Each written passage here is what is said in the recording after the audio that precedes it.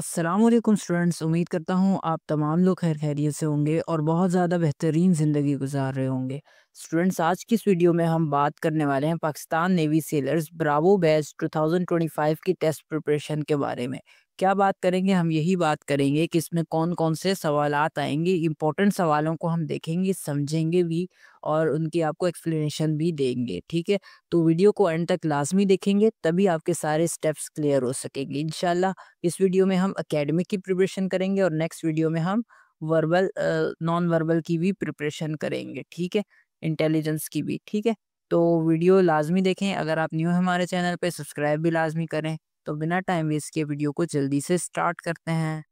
तो student, first question देख लेते हैं जल्दी से। The SI unit of electric field intensity is dash. SI unit यानी सिस्टम इंटरनेशनल में इलेक्ट्रिक फील्ड इंटेंसिटी का यूनिट जो है वो क्या होता है, यानी कि इलेक्ट्रिक फील्ड इंटेंसिटी को किस चीज में मेजर किया जाता है।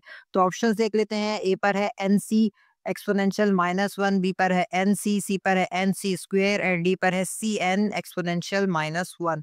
तो यहाँ जो हमारा करेक्ट ऑप्शन होने वाला है वो ऑप्शन नंबर ए बिल्कुल करेक्ट होगा, जो कि है N C -1 exponential -1। Next question देख लेते हैं। Question number 2, SI unit of heat energy is dash. अच्छा, एसआई यूनिट बताना है किसका, हमें हीट एनर्जी का। एसआई यूनिट यानी सिस्टम इंटरनेशनल में हीट एनर्जी को कैसे मेजर, किस चीज में मेजर किया जाता है वो बताना है। तो ऑप्शन दिए गए हैं। ए पर है जोल, बी पर है किलो कैलोरी, सी पर है कैलोरी एंड डी पर है नन ऑफ दीज। तो यहाँ जो हमारा करेक्ट ऑप्शन होने वाला है वो ऑप्शन नंबर ए बिल्कुल करेक्ट होगा, जो कि है क्या, जोल। नेक्स्ट क्वेश्चन देख लेते हैं जल्दी से students. A body remains in the circular motion under the effect of dash. एक बॉडी है वो सर्कुलर मोशन में घूम रही है, तो वो किस वजह से सर्कुलर मोशन में घूम रही है। जैसे फॉर एग्जांपल हमारे पास एक, मैं हमेशा ये एग्जांपल देता हूँ, पहले भी और आज भी दूंगा, कि एक रस्सी के ऊपर हमने एक धागे के ऊपर पत्थर बांधा एक कॉर्नर पे, और फिर धागा लंबा था तो उसको हमने एक धागे का जो दूसरा कोना है वो अपने हाथ में पकड़ लिया और उसको फिर गोल गोल घुमाया। अब वो गोल गोल बिल्कुल घूमता जाएगा पंखे की तरह, है ना, तेज तेज घुमाएंगे। तो वो जो घूम रहा है वो किस वजह से घूम रहा है, किस ताकत, ऐसी क्या ताकत लग रही है उस पे, कौन सी ताकत लग रही है कि वो घूम रहा है। तो ऑप्शन दिए हुए हैं। ए पर सेंट्रीपिटल फोर्स, बी पर है सेंट्रीफ्यूगल फोर्स, सी पर है ग्रेविटेशनल फोर्स और डी पर है मोमेंटल फोर्स। तो यहाँ जो हमारा करेक्ट ऑप्शन है ऑप्शन नंबर ए बिल्कुल करेक्ट है, जो कि है सेंट्रीपिटल फोर्स। सेंट्रीपिटल फोर्स ऐसी फोर्स है जो उसको घूमने में मदद कर रही होती है। निकल कहाँ से रही होती है, क्योंकि धागा हमने हाथ में पकड़ा होता है, तो सेंट्रीपिटल फोर्स हमारे हाथ से निकल रही होती है और उस पत्थर को घूमने में हेल्प दे रही होती है। नेक्स्ट क्वेश्चन देख लेते हैं। Question number 4, resistance of a wire increasing its temperature will. अच्छा, जब किसी भी तार के अंदर रेजिस्टेंस बढ़ रही है तो उसका टेम्परेचर क्या होगा, बढ़ेगा, इंक्रीज होगा, डिक्रीज होगा, कैन नॉट बी फाउंड, क्या हम उसके नहीं पता लगा सकते हैं, इनमें से कुछ भी नहीं। तो हमारे पास जो करेक्ट आंसर है वो इंक्रीज, यानी कि अगर हम किसी भी तार की रेजिस्टेंस को बढ़ा दें या टेम्परेचर को बढ़ा दें तो उसकी रेजिस्टेंस बढ़ जाएगी, और अगर रेजिस्टेंस बढ़ा दें तो टेम्परेचर बढ़ा हुआ होगा। ठीक है, तो ये आगे पीछे, मतलब अगर रेजिस्टेंस बढ़ रही है तो टेम्परेचर भी बढ़ेगा, अगर टेम्परेचर बढ़ा है तो रेजिस्टेंस भी बढ़ेगी। तो रेजिस्टेंस होती क्या चीज़ है? रेजिस्टेंस ये चीज़ होती है, रेजिस्टेंस ऐसी चीज़ होती है किसी भी लोहे की चीज़ में या किसी भी ऐसी चीज़ जिसमें करंट आ सकता है, उसमें करंट को जो है ना आगे पीछे जाने से, फ्लो करवाने से रोकती है। रेजिस्टेंस करंट को रोकने का काम करती है। फॉर एग्जाम्पल अगर एक तार है उसके अंदर जंग लग गया है और हम उसके अंदर करंट दे रहे हैं, तो वो जो जंग है ना वो वहां पर रेजिस्टेंस का काम करेगा। उस जंग की वजह से तार में करंट अच्छे से नहीं इधर-उधर जा पाएगा।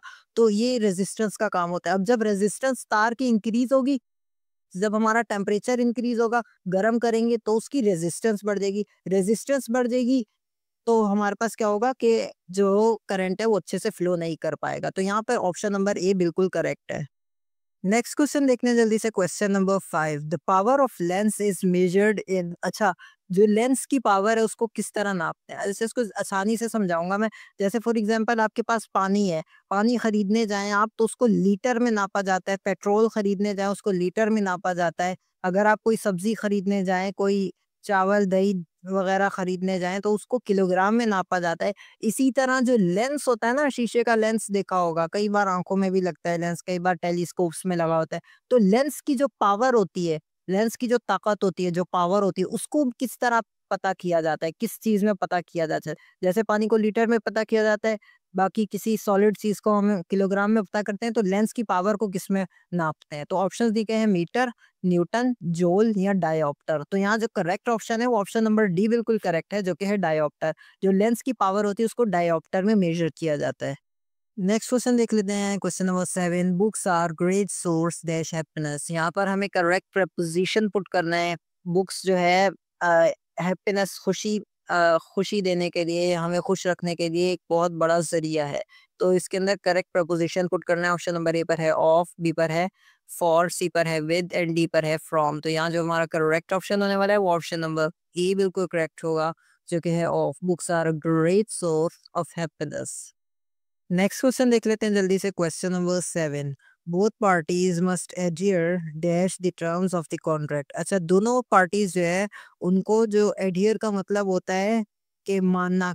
दोनों पार्टीज को जो है जो कंडीशंस है कॉन्ट्रैक्ट की, तो उनको मानना पड़ेगा, ठीक है, मानना चाहिए, ठीक है। तो इसके अंदर जो करेक्ट प्रपोजिशन है वही पुट करना है। तो ऑप्शन नंबर ए पर है टू, बी पर है विद, सी पर है बाय एंड डी पर है इन। तो यहाँ जो हमारा करेक्ट ऑप्शन होने वाला है वो ऑप्शन नंबर ए बिल्कुल करेक्ट होगा, जो कि है टू।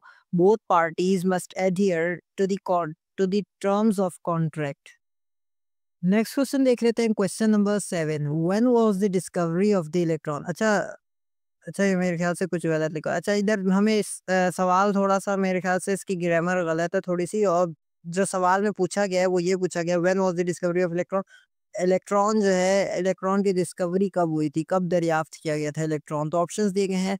ऑप्शन नंबर ए पर है 1896, बी पर है नवंबर 1897, सी पर है अक्टूबर 1897 एंड डी पर है दिसंबर 1897।